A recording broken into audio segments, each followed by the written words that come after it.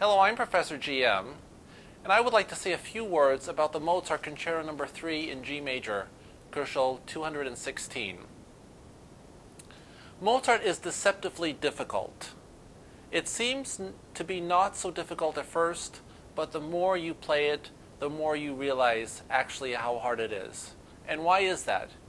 It's because you need perfect intonation, you need perfect control over the bow, you need perfect phrasing, you need dynamics, you need subtlety, and you need everything to virtually be flawless before the music even starts to sound. You also need a lot of energy and a lot of humor. Always remember that Mozart was above everything else an opera composer. Mozart wrote operas, some of the greatest ever written. The Marriage of Figaro, Don Giovanni. And his violin concertos are really just like that. They are operas written for the violin.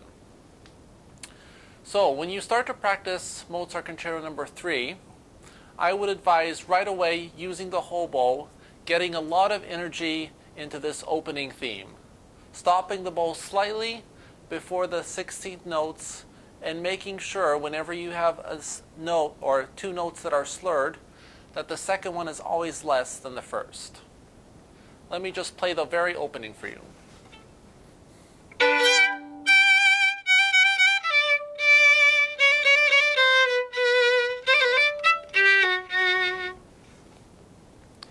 Something like that. You'll notice I started up bow. Some people do prefer to start down bow, but I find that the up bow gives a lot of energy and a lot of schwung to the movement right away.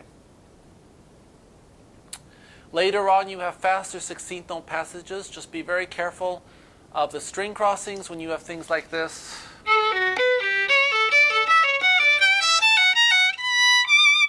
And make sure it's nice and smooth and even. I recommend not doing the ricochet here, as people sometimes do, but doing them back and forth like that. You'll have much more control that way. Make sure your vibrato is not too wide. Your vibrato has to be very controlled. You never want in Mozart this type of vibrato, but you want it narrow and quite fast. So the tone is always brilliant and has this certain shimmer to it. There's a lot more that can be said, but please don't hesitate to email me if you have questions. You can also send a comment on YouTube, and I will respond to you as soon as possible.